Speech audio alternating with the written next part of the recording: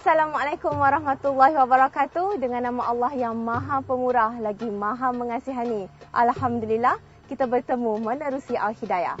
Istimewa sempena menyambut Ramadan, siaran Al-Hidayah bersama kumpulan Nasyid Syifa ke Mahat Al-Jamiatul Islamiyah di Sadao, Thailand. Mahat Al-Jamiatul Islamiyah telah dibina pada awal tahun 70-an oleh anak tempatan Sadao, Tok Guru Haji Zakaria Qayyim. Tatkala itu, mahat ini sama seperti sekolah-sekolah pondok lain yang terdapat di selatan Thailand.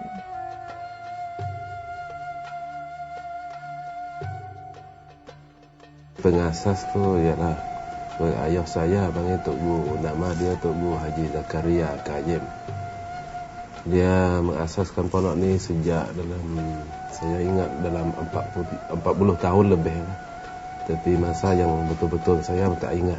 Tapi dari masa yang saya kecil lagi.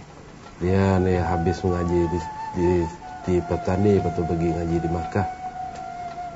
Duduk di Makkah dalam lebih kurang 10 tahun, lepas tu balik dari sana membuka pondok di sini.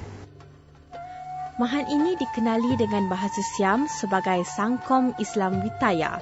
Sistem sekolah pondok dikendalikan sepenuhnya dengan biaya sendiri tanpa sokongan kerajaan demi jati diri seorang Muslim di negara yang majoriti penduduk beragama Buddha. Itulah yang telah menyebabkan Tok Guru Haji Zakaria membuka sekolah ini sekembalinya dari menuntut di Mekah. Tarbiyah budak lah untuk mendidikkan budak. Tapi budak tahu cara jauh agama. Ni kalau tak buka sekolah ni mengali tak faham budak cara jauh agama. 40 tahun. Begitulah lamanya Tok Guru Haji Zakaria menerajui mahat ini yang nama asalnya Pondok Palum. Usia yang semakin tua dan kekangan kesihatan, kini tugas itu dipikul oleh Ustaz Dr. Azhar. Bila harap ke anak lah. Pasal saya umur banyak lah. Harap ke anak untuk anak tu lanjutkan itu apa ni. Membantu membesarkan pondok ni untuk budak lagi akan datang. Inisiatif yang dibuat oleh bapanya telah diteruskan oleh Dr. Azhar Zakaria, anak sulung dari 4 adik-beradik ini.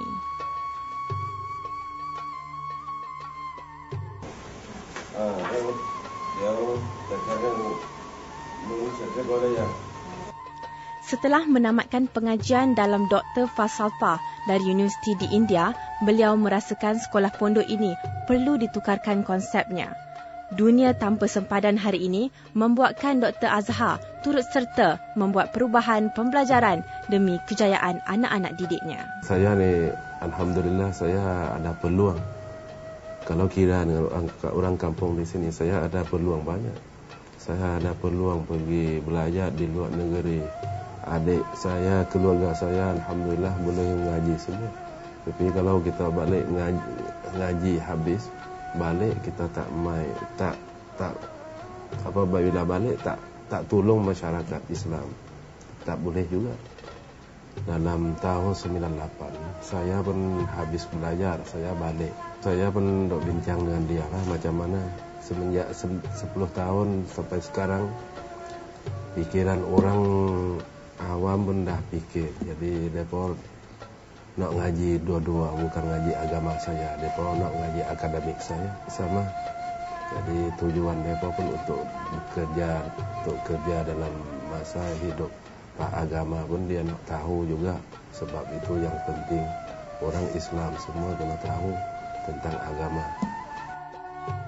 Firman Allah dalam surah Ar-Ra'd ayat 11 yang bermaksud, sesungguhnya Allah tidak akan mengubah keadaan sesuatu kaum itu hinggalah mereka mengubah keadaan diri mereka.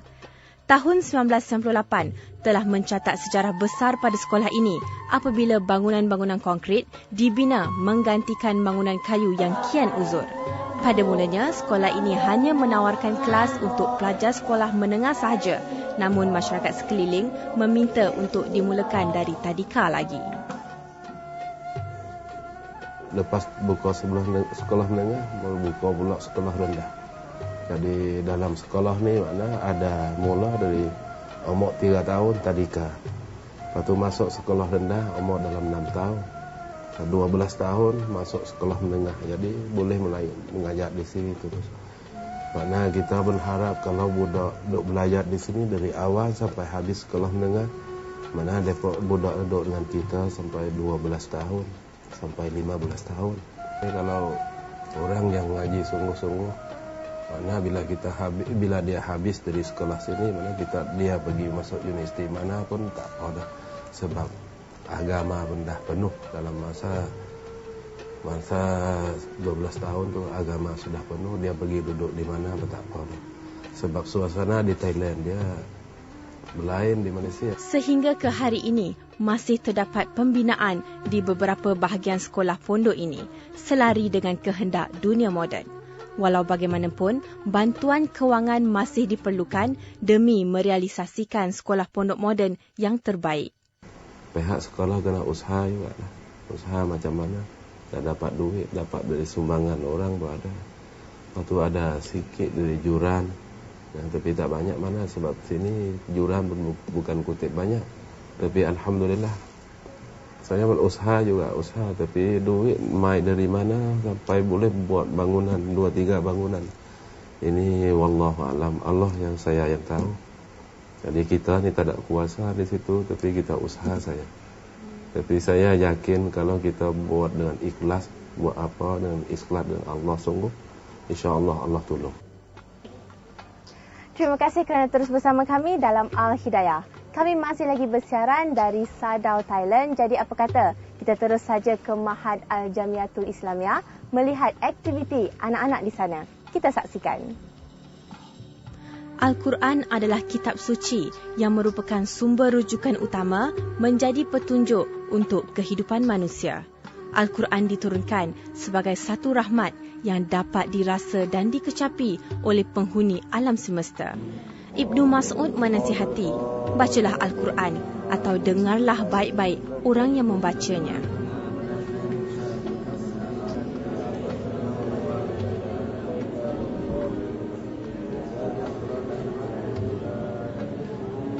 Selain penekanan membaca Al-Quran, mahad ini juga menekankan pengajian fardu ain, fiqh, tauhid dan bahasa Arab. Kebanyakan anak-anak di sini datang dari keluarga susah dan kurang berkemampuan untuk membiayai persekolahan mereka. Apa yang dapat kami perhatikan di waktu solat duha ini, mereka cukup menghayati kehidupan yang dilalui di sini, biarpun dalam keadaan serba kekurangan.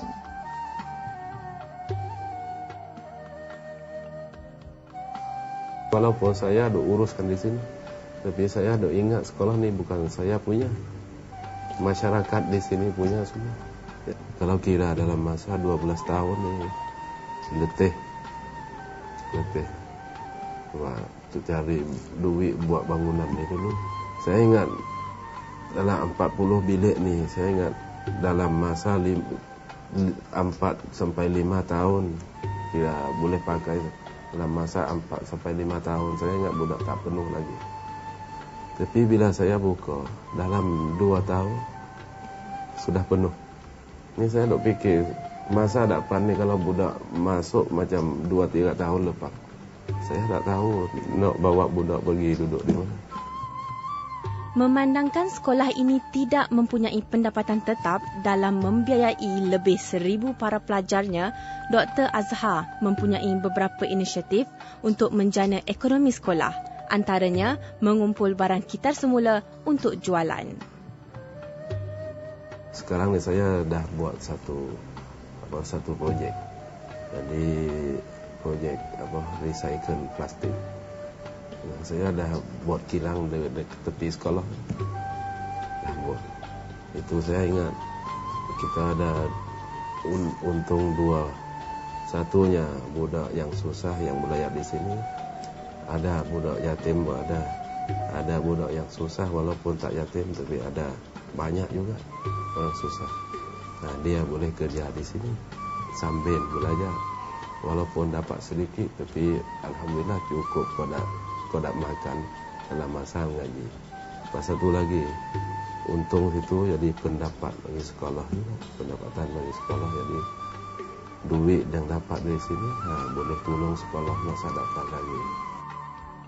Umat Islam mesti membina dan memiliki kualiti sebagai Muslim sebenar dari semua sudut untuk terus bersaing dan dihormati oleh masyarakat seluruh dunia.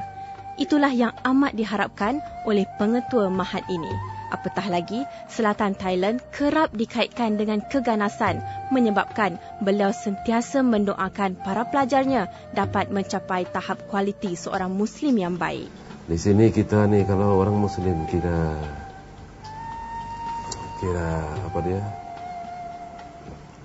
kumpulan yang sedikit lah, bukan majoriti. Kalau kita buat apa di sini, buat kena bagi elok, jangan orang lain. Nah, yang orang lain nampak kata orang Muslim untuk buat apa tak pandai. Kalau buat kena buat sungguh, buat bagi sama, buat kena ada standard. Dr. Azhar Zakaria merupakan bapa kepada 3 orang anak perempuan hasil perkahwinannya bersama Zaitun Haji Harun 11 tahun yang lalu. Seluruh kehidupan dan masanya banyak dihabiskan untuk perjuangan sekolah ini demi memastikan graduan dari Mahat Al-Jamiatul Islamiyah mendapat pendidikan terbaik. Saya ni kalau harapan rehat sekolah lah. Masa sekarang yang saya harap. Saya harap kalau pelajar yang keluar sini, dia pergi sambung belajar yang tinggi lagi, masuk universiti lah, di mana-mana pun tak apa. Tapi saya harap orang tu masa hadapan, bila dia balik mai kerja, dia jadi sebagai orang Muslim yang ada. Menghayati kehadiran Ramadan, kru Al-Hidayah yang dipelawa kumpulan Syifa sama-sama meraihkan anak-anak di Mahat Al-Jamiatul Islamiyah.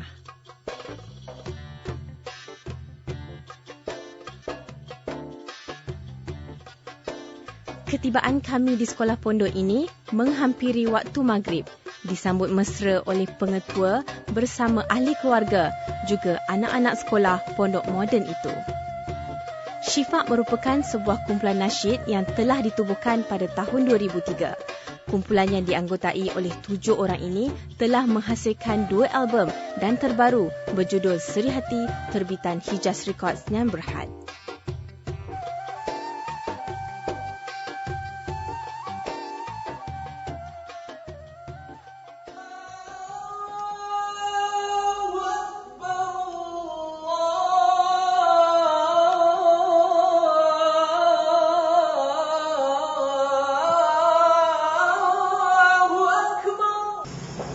Bismillahirrahmanirrahim.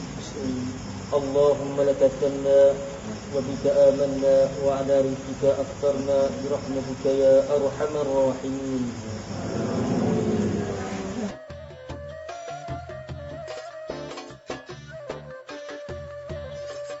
Daripada Anas bin Malik, Rasulullah bersabda maksudnya, sesungguhnya Nabi berbuka puasa dengan beberapa kurma basah, yakni rutab.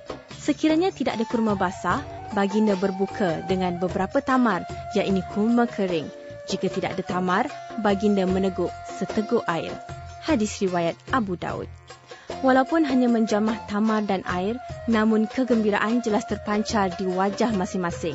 Benarlah sabda baginda, riwayat Imam Muslim bermaksud, bagi orang yang berpuasa akan mendapat 2 kegembiraan, iaitu kegembiraan ketika dia berbuka dan kegembiraan ketika berjumpa dengan Rabb-Nya. Seusai menjamah kurma dan air, kami semua bersama-sama menuju ke surau untuk menunaikan solat maghrib berjemaah dan solat tarawih.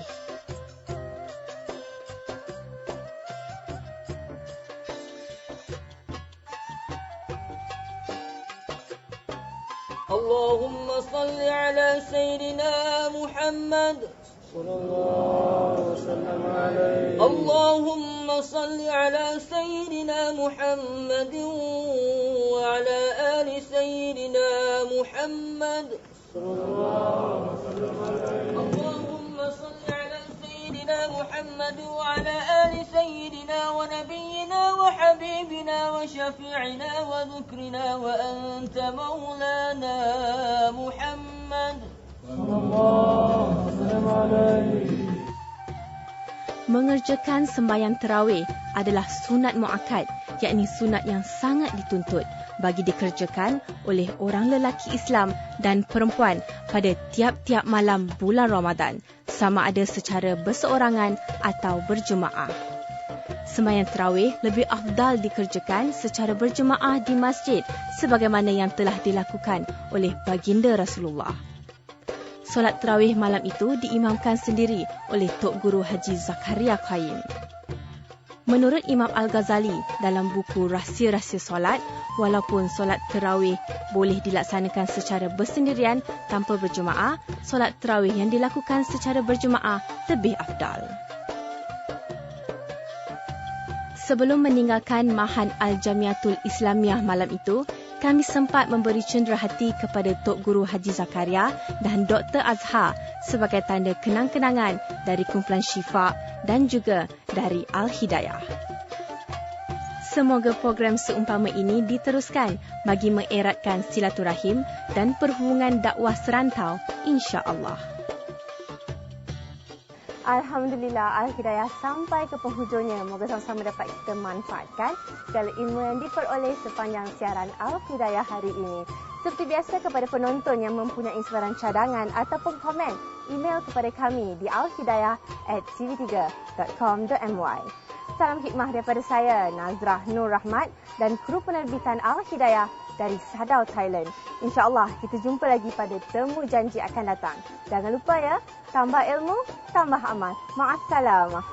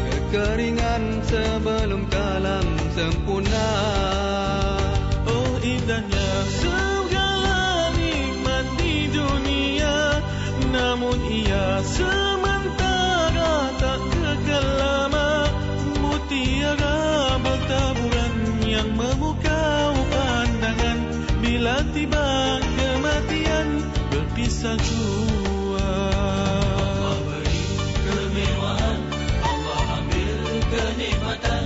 Dia beri ruang waktu agar bertempat selalu. Allah beri harta benda, Allah uji iman kita. Dia tarik segalanya bila kita asyikkan. Yang ku harapkan hidayahmu berkekalan di hati. Yang ku impikan ketenangan di negeri abadi.